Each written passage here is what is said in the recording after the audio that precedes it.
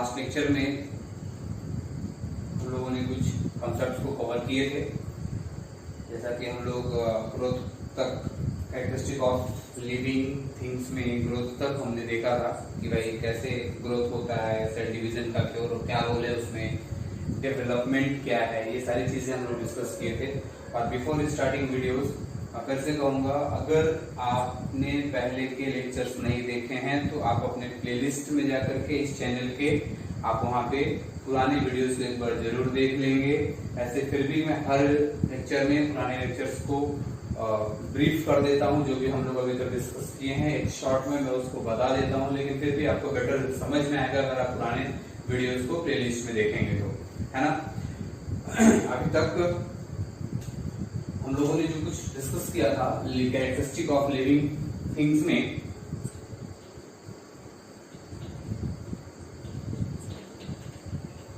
Characteristic of living thing पढ़ रहे थे और उसमें हमने हेडिंग डाला था फैक्टर्स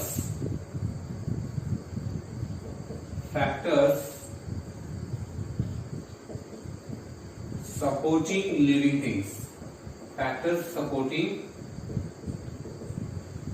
living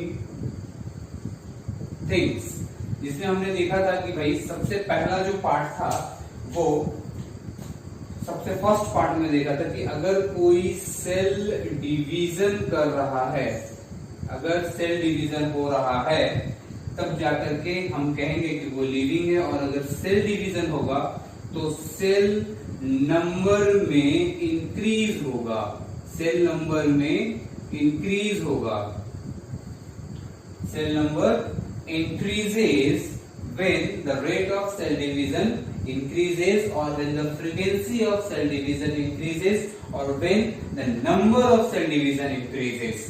ठीक है, और जब सेल नंबर इंक्रीज होगा तो एक सिस्टमेटिक अलाइनमेंट होगी, उनकी सिस्टमेटिक अरेंजमेंट होगा सेल्स का, द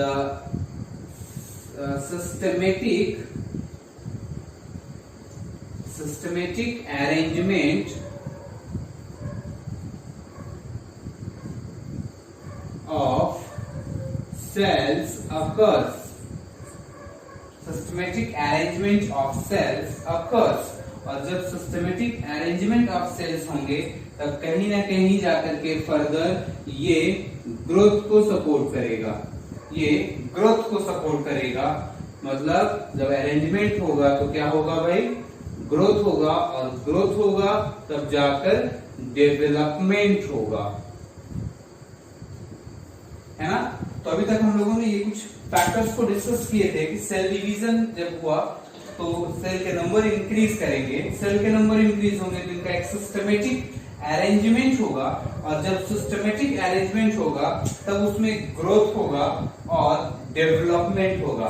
तो ग्रोथ, एक तो जब ये सिस्टमेटिक अरेंजमेंट होने के बाद जब ग्रोथ होता है तो वो कंप्लीट बॉडी की मास इंक्रीज होती है।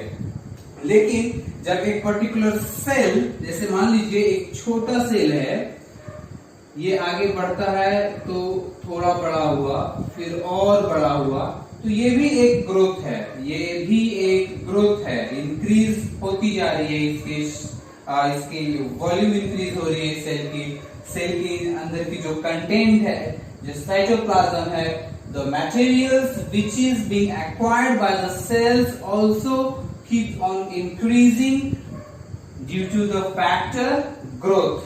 That's why growth is one of the important factor in this living thing, the factors which supports the living thing or the characteristic of the living thing। हमारी जो हमें पसंद हो, जो हमें अच्छा लगे वो हम यूज कर सकते हैं।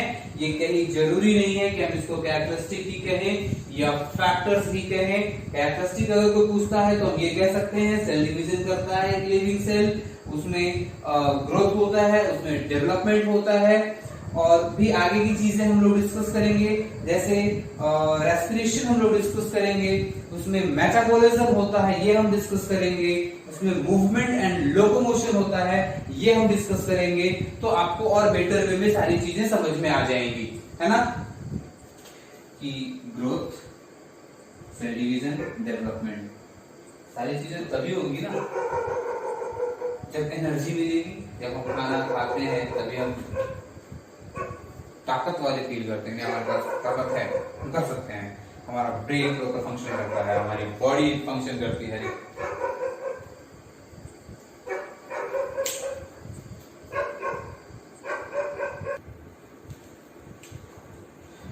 है ना। फोर्थ फैक्टर अपन देखते हैं। फोर्थ फैक्टर क्या होगा, जैसे मान लीजिए कुछ भी चीजें हम कर रहे हैं, अगर ब्रेन सेल्स हैं, न्यूट्रिशन नहीं मिलेगी तो ब्रेन प्रॉपर फंक्शन नहीं करेगा। अगर हम भूखे हैं तो हम प्रॉपर फिजिकल वर्क नहीं कर सकते, है कि नहीं। तो वैसे ही जो सेल्स हैं यहाँ पे, ये जो सेल्स हैं, अगर ये इनको प्रॉपर न्यूट्रिशन नहीं मिलेगी, एनर्जी नहीं मिलेगी, तो ये प्रॉपर फंक्शन नहीं कर पाएंगे। तो चलिए अगला पार्ट देखते हैं, रेस्पिरेशन।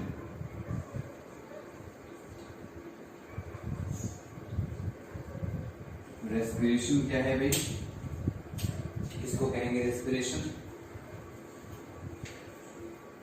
रेस्पिरेशन क्या होगा, मैंने आपको पहले ही कहा है, तो थोड़ा उन चीजों को, शब्द को ब्रेक करेंगे, संधि विच्छेद यूज करेंगे। मतलब रेस्पायर प्लस शन, और शन का मतलब क्या है भाई, तो प्रोसेस, है ना। रेस्पायर मतलब एक्सचेंज ऑफ गैसेस, है ना। इंस्पायर, एक्सपायर, चीजें हम सांस ले रहे हैं, सांस छोड़ रहे हैं। लेकिन यहाँ पे जो रेस्पिरेशन के अलग अलग टर्म्स में अलग अलग मीनिंग में यूज होते हैं। कई बार रेस्पिरेशन हम ये कहते हैं कि अच्छे से सांस जा रहा है कि नहीं जा रहा है, वो भी रेस्पिरेशन है। लेकिन यहाँ पे जो रेस्पिरेशन जो यूज होगा, in the term of energy, in the term of energy formation, मतलब एनर्जी फॉर्म होगी रेस्पिरेशन प्रोसेस की हेल्प से। इसको थोड़ा सा डिफाइन करते हैं कि what is respiration. It can be defined, as, ये तो बहुत ही कॉमन है, सबको याद हो गया होगा सारे बच्चों को, और मैंने पहले वाला याद करने की जरूरत नहीं है। ये रेस्पिरेशन क्या है, तो प्रोसेस है। It can be defined as process. मैंने आपको पहले भी कहा था कि बाबा भीमराव अंबेडकर ने संविधान में नहीं लिखा है कि हर एक टर्म में प्रोसेस टर्म यूज करना है, हर एक डेफिनेशन में प्रोसेस शब्द यूज करना है, ऐसा नहीं है। ये इसलिए क्योंकि शन का मतलब होता है प्रोसेस, सिस का मतलब प्रोसेस होता है। मतलब फिर से लिख देता हूं, शन या सिस कहीं भी रहे तो इट मीन्स प्रोसेस, ठीक है। तो respiration can be defined as the process in which oxygen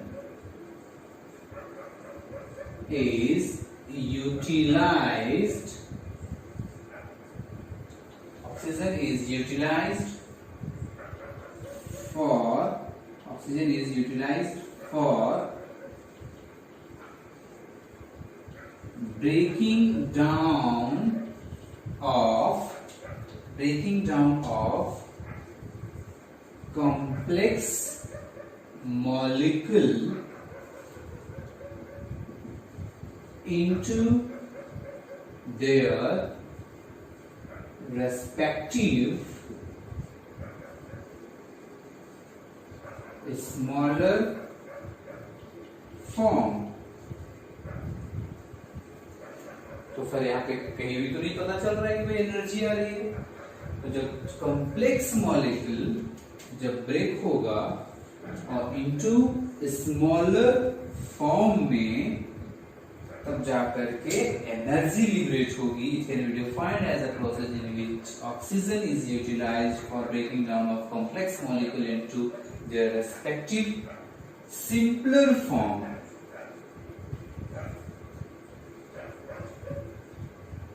respective simpler form भी यूज कर सकते हैं या स्मॉलर फॉर्म भी यूज कर सकते हैं। स्मॉलर और simpler form, to gain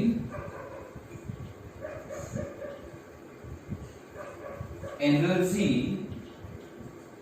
in the form of ATP, और ATP का फुल फॉर्म होता है adenosine triphosphate, which is also called as, that ATP is also called as currency of biological energy, currency of biological energy। कितना ATP बना? 10 ATP, 50 ATP, 100 ATP, एक unit है energy के लिए। बायोलॉजी में हम एटीपी में ही यूज करते हैं। ठीक है, तो रेस्पिरेशन क्या हुआ? It can be defined as process in which oxygen is utilised for breaking down of complex molecule into their respective simpler और smaller form to gain energy in the form of ATP. मतलब एक complex into respective smaller form क्या हुआ?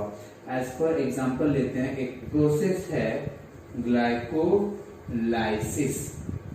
फिर याद नहीं करना है, इसको ब्रेक करना है शब्द को, ग्लाइको प्लस लाइसिस। यहाँ पे सिस भी है और लाइसिस का मतलब होता है ब्रेक डाउन। लाइसिस का मतलब क्या होता है? Break down. ग्लाइको का मतलब क्या होगा? ग्लूकोज। फिर से आप डेफिनेशन बना सकते हैं। क्या डेफिनेशन बनाएंगे भाई? Glycolysis it is a process. क्या हो रहा है इस प्रोसेस में? अभी ये रेस्पिरेशन में है, मतलब कुछ ब्रेक होगा।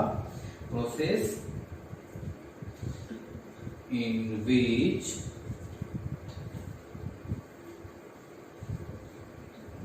breaking down of glucose occurs into carbon dioxide and water plus energy, water and energy किस फॉर्म में? तो एटीपी के फॉर्म में। अब समझिएगा थोड़ा सा मैं क्या कहना चाह रहा हूं। यहाँ पे कॉम्प्लेक्स मॉलिक्यूल क्या होगा? ग्लूकोज होगा। ग्लूकोज बोले तो C6H12O6, थोड़ा डेप्थ में जा रहा है। ये जब ब्रेक हुआ तो क्या दिया? CO2 देगा प्लस वाटर देगा प्लस एटीपी देगा। इससे ज्यादा मैं भी डिस्कस नहीं करूंगा, आपको समझ में शायद नहीं आएगा। तो ये कॉम्प्लेक्स ही है ना, 6 कार्बन है, 12 हाइड्रोजन है, 6 ऑक्सीजन है। इसका सिंपलर फॉर्म तो यही हुआ ना, this carbon dioxide and water. ये क्या हुआ? कॉम्प्लेक्स का रिस्पेक्टिव स्मॉलर फॉर्म है ना। तो रेस्पिरेशन आप समझ में आ गया होगा। एक ऐसा प्रोसेस है जो कि इसमें ऑक्सीजन यूटिलाइज होगा और ये जो चीजें होगी इन द प्रेजेंस ऑफ O2 होगा। अभी तक मैं आगे इस डेफिनेशन को मैं फिर चेंज भी करूंगा। It can be defined as a process in which oxygen is utilized for breaking down of complex molecule into their respective smaller or simpler form to gain energy in the form of ATP। ठीक है, इस respiration को हम further 2 parts में divide करेंगे। That respiration can also be divided into 2 main parts।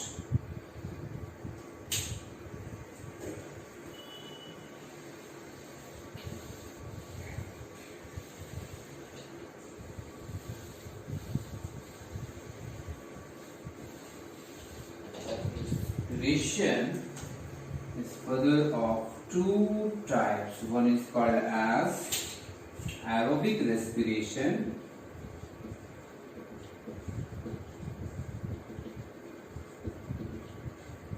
and second is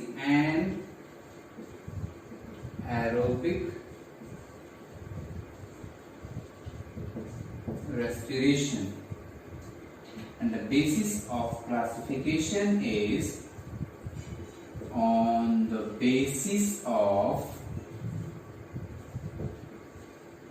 presence or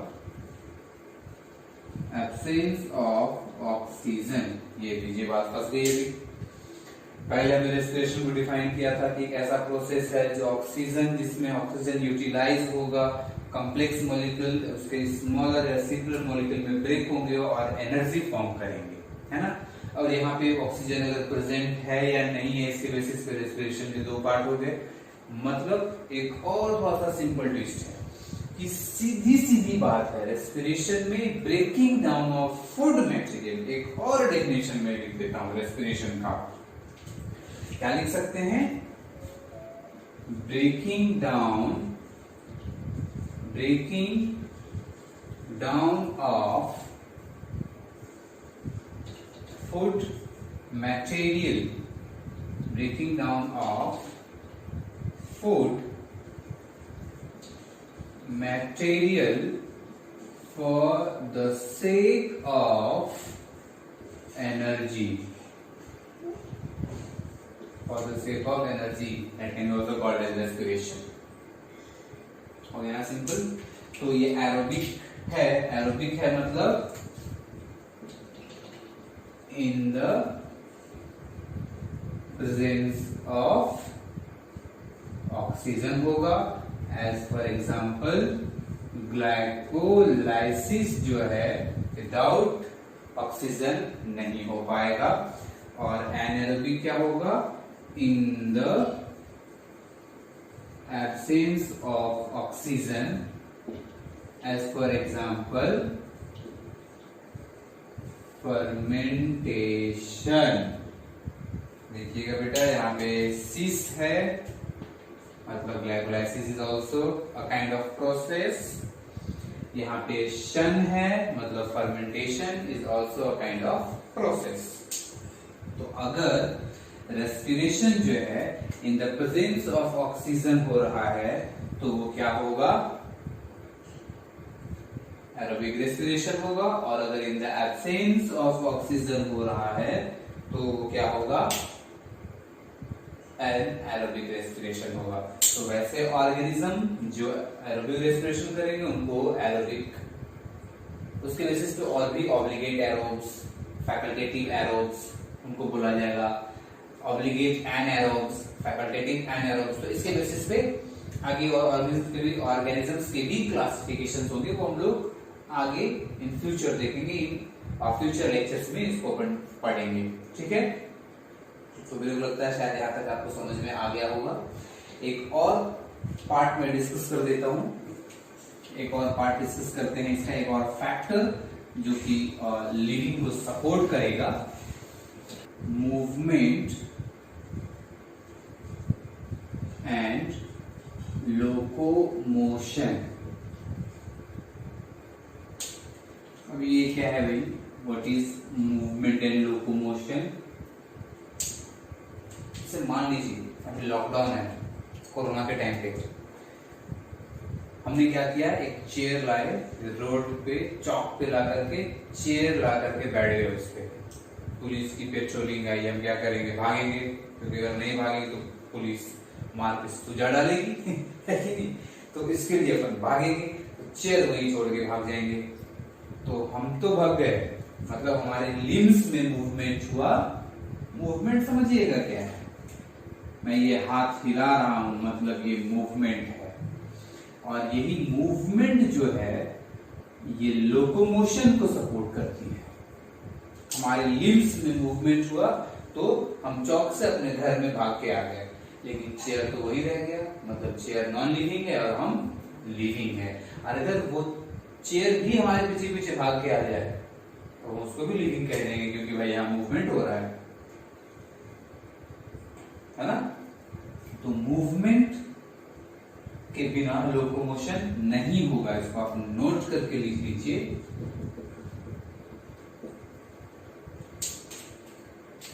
movement is responsible for the sake of locomotion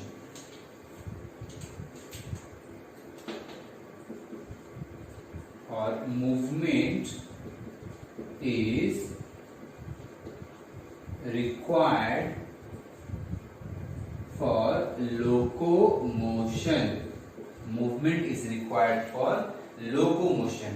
और अपन क्या कह सकते हैं भाई, मूवमेंट सपोर्ट्स लोकोमोशन। और कई अलग अलग तरह की मूवमेंट्स होती है। जैसे मान लीजिए एक जो मूवमेंट होता है उसको हम बोलते हैं सीलियरी मूवमेंट।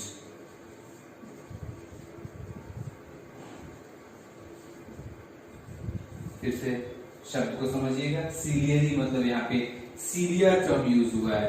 अब मान लीजिए एक ऐसा मैं पैरामीशियम बनाता हूँ, ये छोटे छोटे जो स्ट्रक्चर्स हैं इसके पेरिफेरल पार्ट पे, इनकी बाउंड्री पे, इसको बोला जाता है सीलिया। इसको क्या कहा जाता है, सीलिया। मतलब ये इसमें मूवमेंट होगा तो ये बॉडी इधर या इधर मूव कर पाएगी। तो सीलियरी मूवमेंट क्या हुआ, movement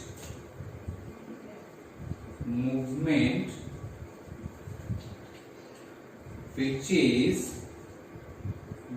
is done by the help of cilia. It's called as ciliary movement. By the help of cilia is called as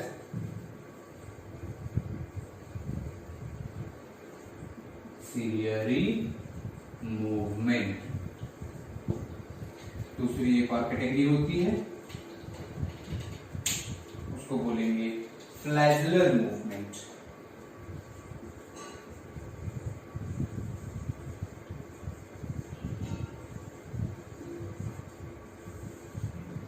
कई तरह के मूवमेंट्स होते हैं। मैं एक फाउंडेशन कोर्स हम लोग देख रहे थे, जो अभी बेसिक चीजें वही हम आपको बता रहे हैं। यहाँ पे क्या है भाई, मूवमेंट फ्लैजलर है, मतलब शायद यहां तक अगर आप कॉन्सेप्ट देखेंगे तो फ्लैजला आता है। तो इसका डेफिनेशन क्या होगा, movement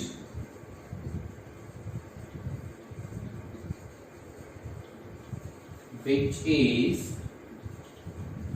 done by the help of flagella is called as flagellar movement. As for example,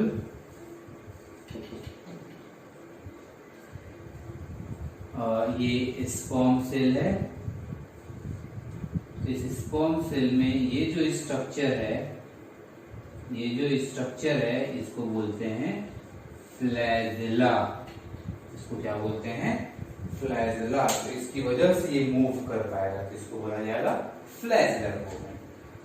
movement locomotion के लिए रिक्वायर्ड है।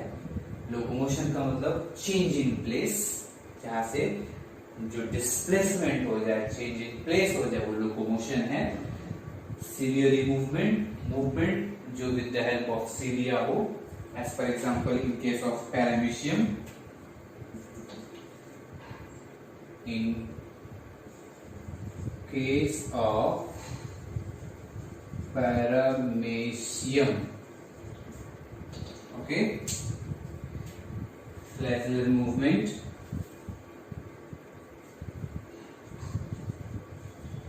in case of sperm cell, in case of sperm cell, ciliary movement, flagellar movement। तो अभी हम लोग इतना ही रखते हैं। नेक्स्ट लेक्चर में और भी कुछ फैक्टर्स जो हैं उसको हम कंटिन्यू करेंगे। तो जो बच्चे इस चैनल में नए हैं, प्लीज आप इसको सब्सक्राइब कीजिए, शेयर कीजिए। अगर आपको ये वीडियो अच्छा लगता है तो अपने दोस्तों तक भी इसको पहुंचाइए। जितना ज्यादा से ज्यादा हो सके उतना ज्यादा पहुंचाइए। इसको वायरल कीजिए, लाइक करो ना। Okay, thank you very much.